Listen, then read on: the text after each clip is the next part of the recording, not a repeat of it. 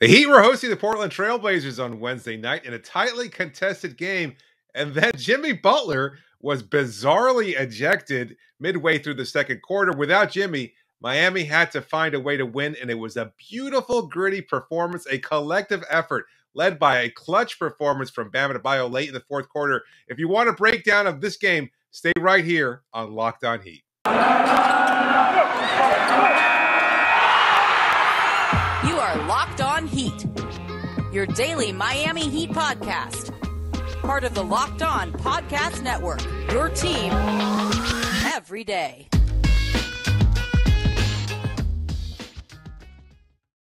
Hello, Heat Nation. It's a Thursday edition of Locked On Heat, your daily podcast covering all things Heat related, however you may be listening on YouTube, Odyssey, or your favorite podcast app. Thank you so much for making Locked On Heat your first listen every day. I'm David Ramil, and with me, as always, is my co-host, Wes Goldberg. What a game. Wednesday afternoon, the Heat announced that Tyler Herro had entered health and safety protocols. The team was also without Kyle Lowry, who continues to be out for personal reasons. Of course, being shorthanded is nothing new for this team, but it was a challenge early on as C.J. McCollum, in just his second game back after suffering a collapsed lung earlier in the season, helped push the Blazers to an early 8-point lead. Eventually, the Heat took the lead as Max Strus, coming off the bench once again, caught fire in the second quarter for 8 of his 15 points. Miami was pulling away from the Blazers, but at this time, it was Portland's Anthony Simons who was just hitting everything from all over the court, and Miami was up by just 1 point when Jimmy Butler, who had missed all 3 of his prior shot attempts up to that point, scored a driving layup and was fouled by Jusuf Nurkic. Butler, perhaps a little frustrated, walked right up to a referee along the baseline, yelling right in his face, started to walk away, and was assessed a very well-deserved technical foul. But as he was walking away and not talking to anyone in particular, another referee, this time it was Courtney Kirkland, instantly assessed a second tech, and Jimmy was ejected out of the game with 2.5 minutes left in the second quarter. Wes, I have never seen anything like that in my years of watching and covering the league. That was some very short-tempered behavior from Kirkland. Well, I hadn't really seen anything quite like what Jimmy Butler did. I mean, he gets fouled at going for that layup, immediately approaches Musa Dagger below the basket there, and just is screaming at in his face and approaching him, stepping to him, which we know is not allowed, and you're going to get hit with the tech every time. And I don't think Jimmy Butler was surprised by that tech. I think it seems like he wanted the tech.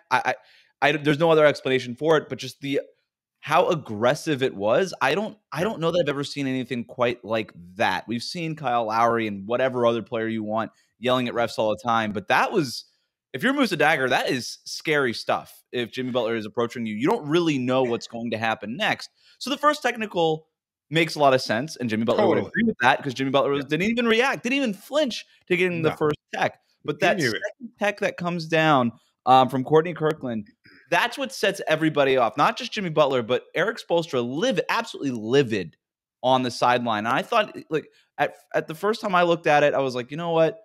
That's ridiculous. It's not as soft as that weird ejection that Kyle Lowry got for just throwing the ball back to the ref a few weeks ago. But this was a pretty weak. I thought it was really pretty weak. I thought it was the ref just overreacting to being yelled at by big, strong Jimmy Butler. But then the more I looked at it, I was like, it was out of line by Jimmy Butler, and it was more than just a technical, I thought. That said, still very iffy. He's walking away from the ref at that point. Right. He's not yelling at anybody in particular. If he's screaming at clouds, I don't really understand what the problem is. And that's really what it was. And I think if it's a little iffy like that, you should always side with leaving the player in the game. It wasn't like, this was pretty early in the game. It wasn't like Jimmy Butler was being, overly aggressive with anybody else. This wasn't like a player safety thing. This wasn't a ref safety thing. He was chirping at the refs a little bit, but nothing out of the ordinary. Well, I think that's a difference, though, because it wasn't just chirping, though. This wasn't Kyle Lowry who complains after every foul call, or various guys around the league, even Jimmy to some extent. Jimmy's not as much of a complainer as Kyle is, but he does talk. He does talk. Yeah. Most of it looks like friendly banter. And again, you and I, whether we're sitting on press row or anywhere else or watching it from home, we're not aware of what's being said. Who knows what he could have said to, I forget his name, Musa Dagger? Musa Dagger. Musa Dagger. Great I don't know name. if I'm saying it right, but I think I am. I think it's close enough. But that first one, yeah, to your point, it wasn't that kind of friendly, just complaining about a foul call. It was like he was coming aggressively towards Dagger and saying something along the lines of, "It's about call the foul, time. call the foul, call the foul." That's what he yeah. kept with some expletives sprinkled in for flavor. But sure, I think, like, again, it probably deserved more than a tech. Not quite the 2 techs that prompted the ejection there, but maybe a technical and a break and being like, hey, listen, just a word, like a friendly warning, like, one more time, I'm throwing you out of this game. But he didn't need to do it that quickly. Yeah, I guess Jimmy's a lot scarier in person for Musa Dagger in any case. I wouldn't be intimidated, but, Musa was.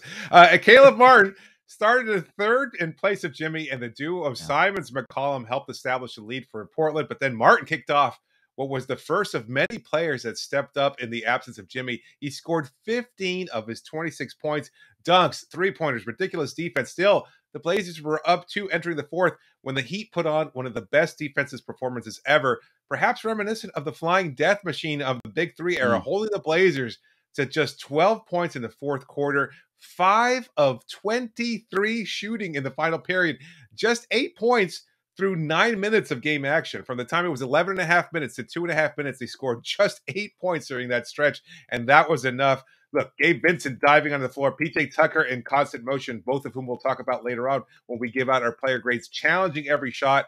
And then Dwayne Dedmon adding 8 points and 4 rebounds of his own, and Bam Adebayo in his second game back after missing 49 days due to a thumb injury, goes 4 of 5 for 10 points and 5 rebounds to finish the night with this stat line: 20 points, 11 rebounds, 4 assists, 5 steals, and a block. Just a completely dominant performance, and the Heat go on to win it 104-92. I'm obligated to tell everyone that the win puts Miami's record at 29-16, still just percentage points below the Bulls for second seed in the Eastern Conference. But that's not important tonight. It's a big game for the Heat, stepping up without Jimmy, without Kyle, without Tyler Herro, a trio of all-stars, basically. Phenomenal performance from Bam Adebayo.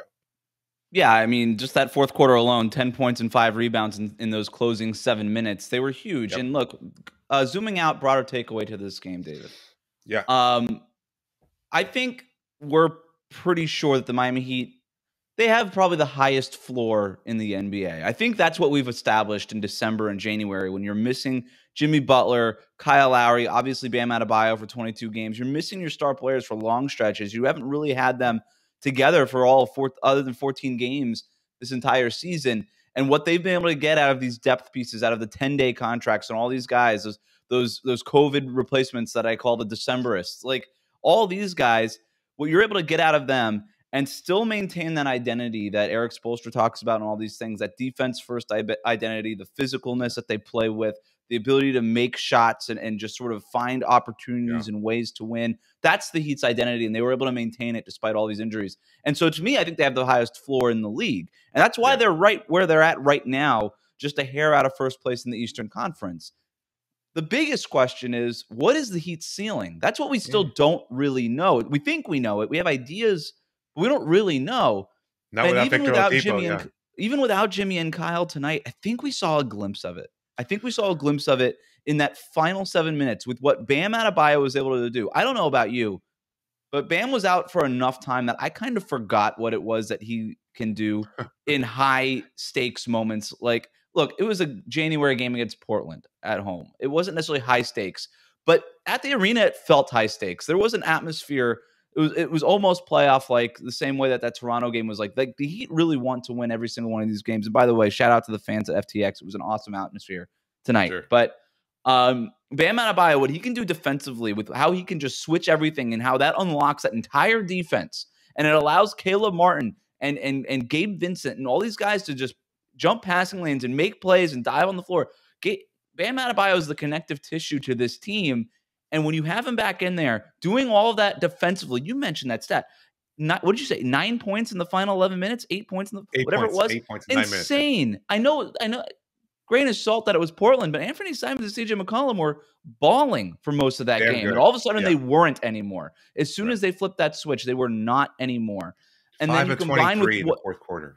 And then you combine with what Bam was able to do offensively. I was texting you. This is when they need all-star Bam. They need him to take over. He is such a point. He's got a point guard mentality. in that he's directing traffic for most of the game. And then as soon as he checks in for Dwayne Dedmon at that 7-minute mark, takes over the rest of the game, 10 points during that stretch, getting to the basket, hitting them with the floaters, dunks, layups, all these things, getting to the line. This was a glimpse, not a total picture, but a glimpse at the ceiling that we still don't really know what that looks like for the Miami Heat. We're starting to see it a little bit more, and I think we'll finally get the full picture eventually when all these guys are healthy, hopefully at some point, but we got a glimpse of it tonight. Yeah, no, I want to say, like, pump the brakes just a little bit because we're not sure how all these players will find a way to reintegrate. We've seen the offense evolve when Jimmy's in there, dominates to some degree. But you know what? And it was against Portland, and they're no good. Okay, fine. I'll give you that too. Screw it. I don't care about that. That was fun. That was fun watching Gabe Vincent dive on the floor. PJ Tucker locking everybody up. Bam knocking a 17-footer in Nurkic's face to seal the game. Those kinds of plays were just a lot of fun to watch. This is a great team. Just getting key performances from all these guys. Like, Dwayne Dedmon spoke after the game, and he said that that players just find a way to step up with no Jimmy. It's not that you're better without Jimmy Butler, but you recognize the absence of these players, and you know how important they are, and you're trying to find a way to contribute the best you can. And somehow you're getting a guy who was out of the league last year like Dedmon to become a huge player in the fourth quarter. For Caleb Martin, who was waived by the Charlotte Hornets, who aren't particularly good, and right now would face the Heat in the playoffs. Caleb Martin has been absolutely ridiculous with his defense and timely offense. Gabe Vincent, who a lot of people had written off, nobody counted on him for a backup role this year. He's been great because of his defensive intensity. Max Strus, again, a guy with some promise. He stepped up 15 big points, and he had that dominant second quarter to help keep Miami going. Just incredible to see all these guys stepping up and contributing to winning basketball. And that's what Heat culture is all about. But you know what? We'll put a pin in this, and we'll talk about some of those key performances in the next segment when we give our player grades. You're listening to Locked On Heat. Locked On Heat is sponsored by Bet Online. They'd like to wish you a happy new betting year as we continue our march to the playoffs and beyond. Bet Online remains the #1 spot for all the best sports wagering action for 2022. New year and a new updated desktop and mobile website to sign up today and receive your 50% welcome bonus on your first deposit. Just use our promo code LOCKEDON to get started. From football, basketball, hockey, boxing to your favorite Vegas casino games. Don't wait to take advantage of all the amazing offers available for 2022. BetOnline is the fastest and easiest way to wager all your favorite sports. BetOnline, where the game starts, and don't forget to use that promo code LOCKEDON.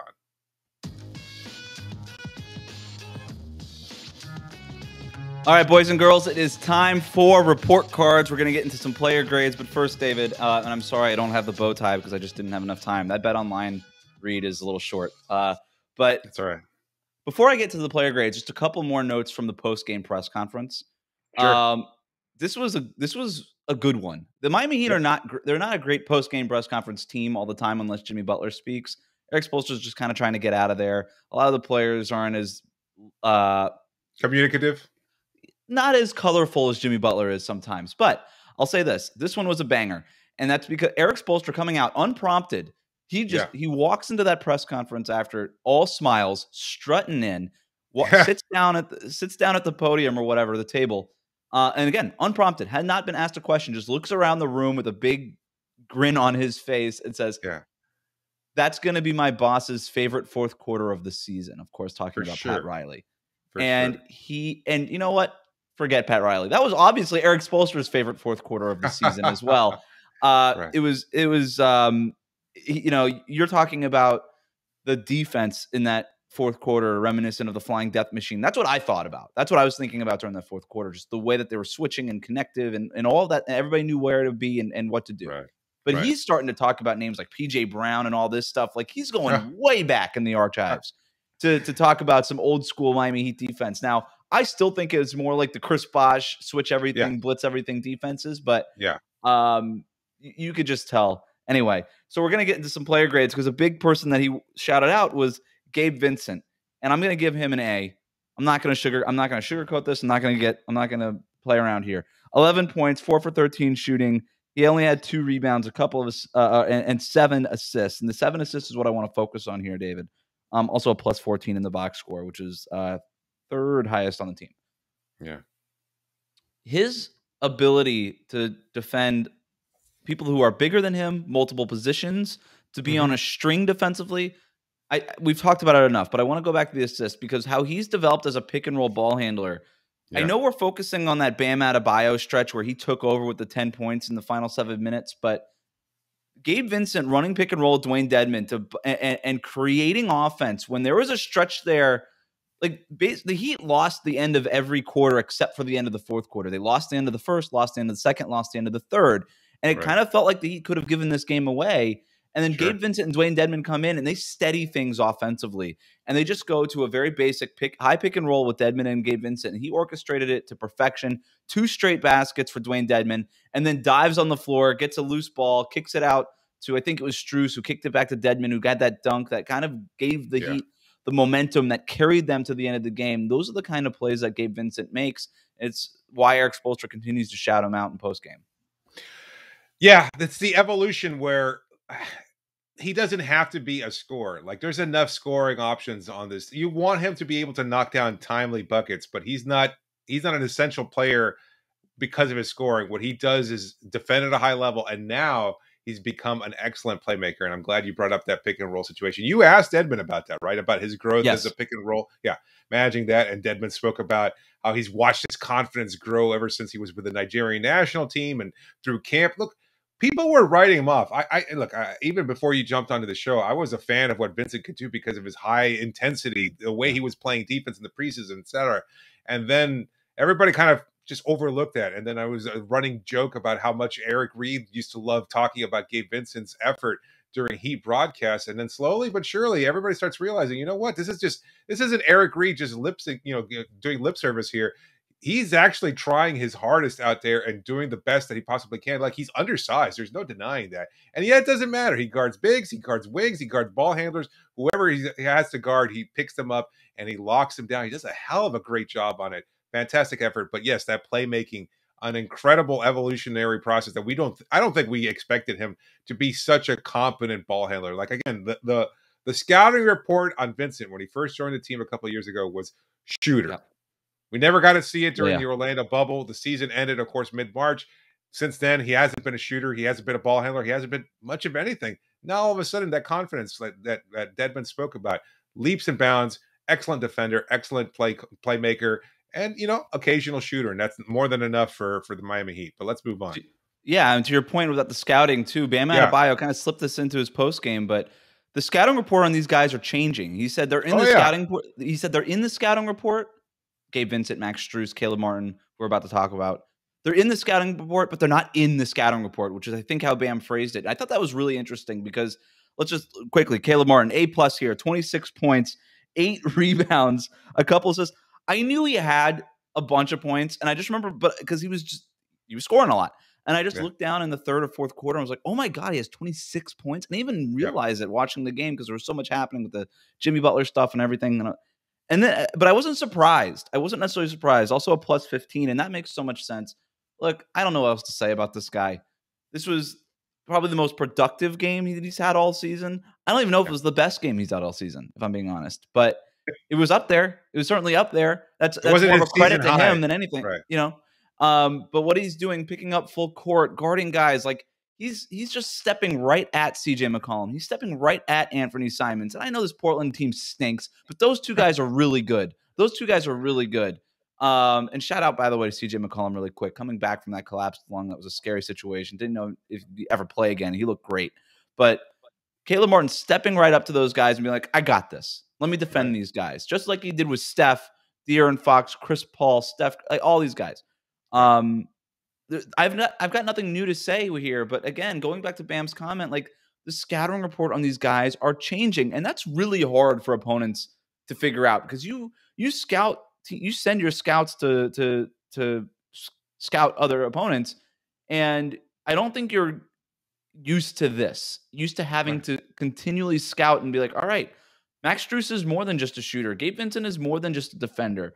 Caleb Martin is like a do everything kind of guy right now.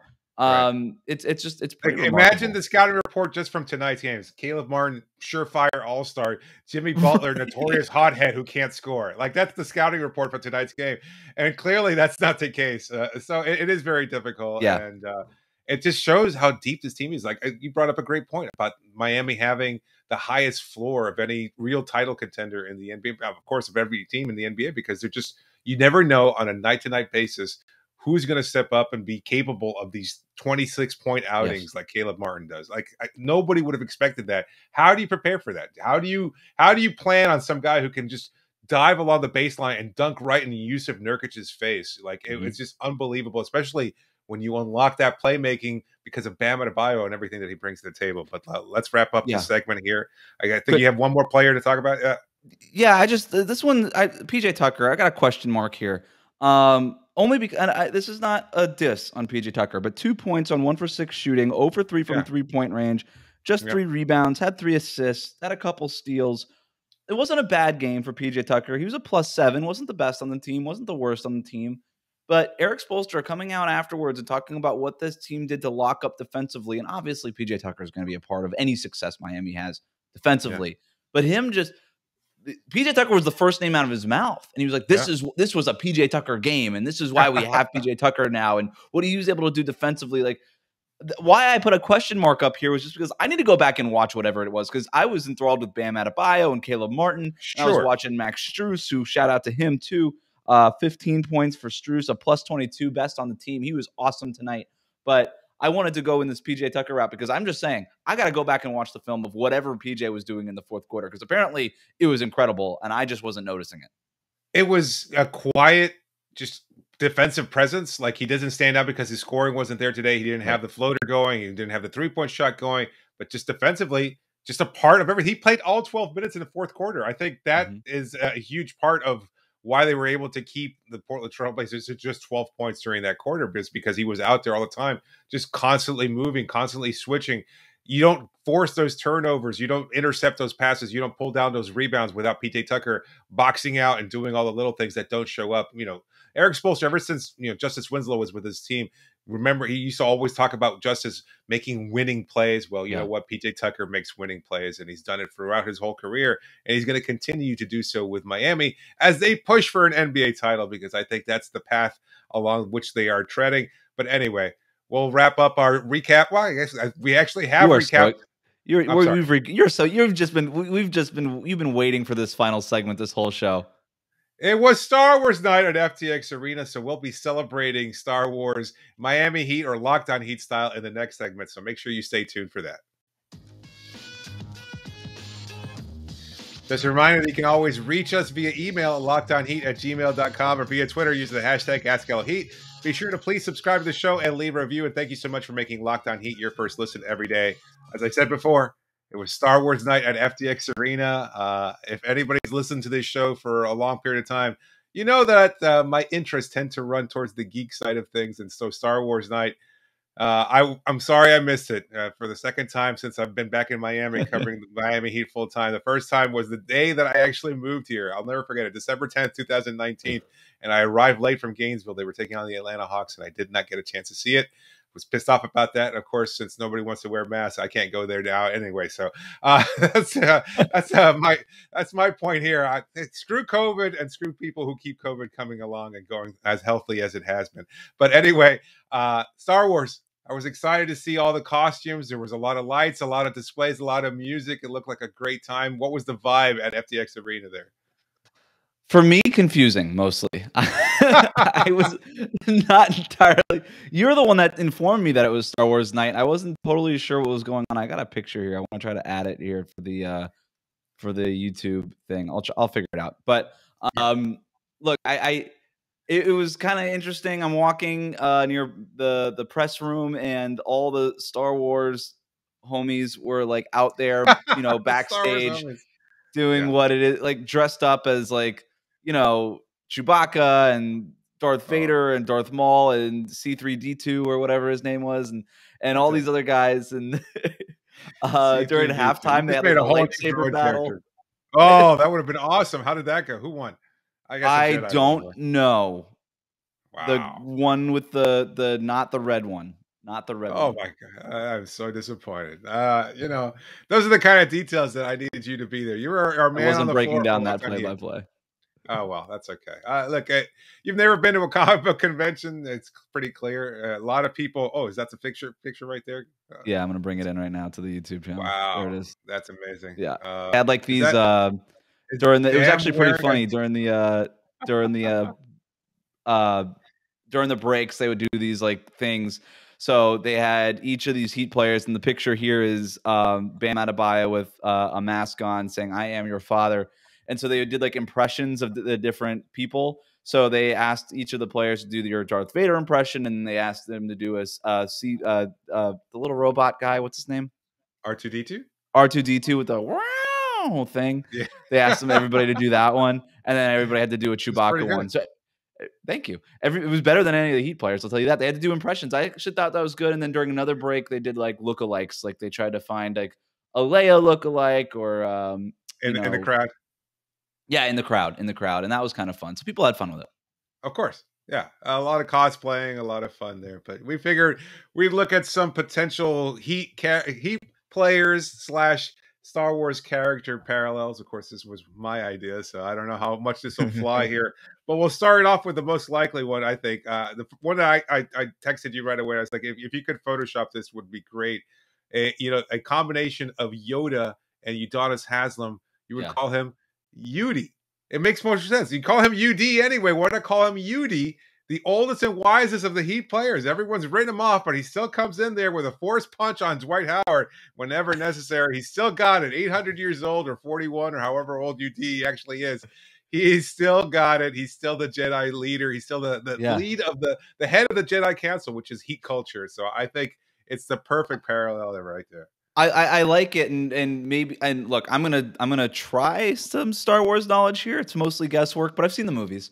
Like Yoda is like the Jedi who like passes on Jedi knowledge, right, to the other younger Jedi.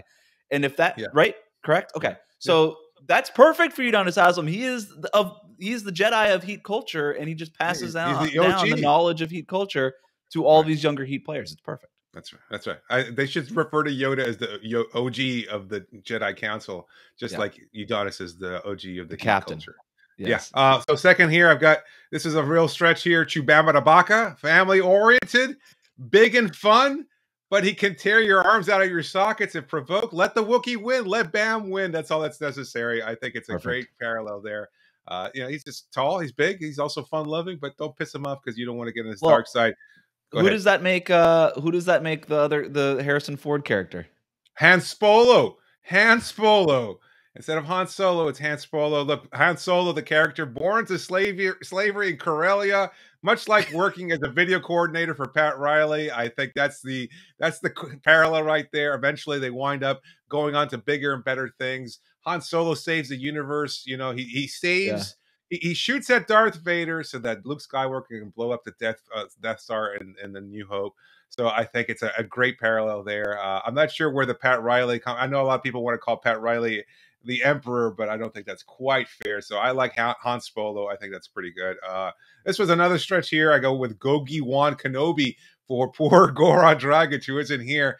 But much like the character Obi-Wan Kenobi, look, he has his heyday. Think back in 2016 when he was an all-star for the Miami Heat, etc. And then all of a sudden, of course, the Sith take over. He goes into hiding on Tatooine. That's basically the frozen tundra of Toronto. That's he's there, he's hiding, but eventually he'll come back so he can help lead this young child into the next phase of his development. Tyler Stepbacker, that's right. Instead of Luke as Skywalker. A ghost, right? Is that right? That's how it goes in the movies? Sure. Okay. It does. Yeah. I mean, eventually he'll be taken on. So, I mean, you can stretch it out a little bit further that Dion Waiters is kind of like Anakin Skywalker, eventually he dies or he gets reborn. Nobody likes him. Yeah, he emerges as a Darth Butler, I think the most fearsome Sith Lord possible there. Okay. He eventually reveals that he has a soft spot for the Heat, just as Darth Vader eventually had a soft spot for his son, Luke Skywalker. So that's all I've got. I love Tyler Herro as Luke Skywalker and Udonis Haslem as Yoda. And I think that the best Photoshop, and if anybody can do this, if anybody can do any of these Photoshops, that would be wonderful. But if you can get Yoda like Udonis Haslem riding the shoulders of Tyler Herro in some sort of swamp, that would be in the Everglades, maybe. That would be phenomenal. That would be phenomenal. I mean, that's a stretch, but I mean, you probably have to use the actual. We have very scene. talented listeners based on our history who can Photoshop some of this stuff, but. Oh my God. A little Udonis Haslam creeping up on Tyler's back, whispering heat culture. Go after a young blood or something like that. That's hilarious. Right. I Master the step back. Yeah, I would put that in a t-shirt and we would sell that at the Locked On Heat store. I think that's absolutely. We have a Locked On Heat store? We will now. If some motherfucker can put that on in Photoshop, I'm all for it. God damn, that's exactly what I've been looking for. But anyway, that'll wrap it up. A big win. I'm excited. Star Wars. We'll have a mailbag episode tomorrow. Send in some questions. Send in some Photoshops. Send in anything you want. Trade ideas. We're all open for it here on Locked On Heat. Thanks so much for making the show your first listen every day. Again, remember that every episode is always free and available wherever you get the show. So make sure you subscribe to get the best coverage available. Make sure to also check out Locked On Bets, your daily one-stop shop for all of your gambling needs. This is David Ramil signing off for now. Thanks for joining me, Wes.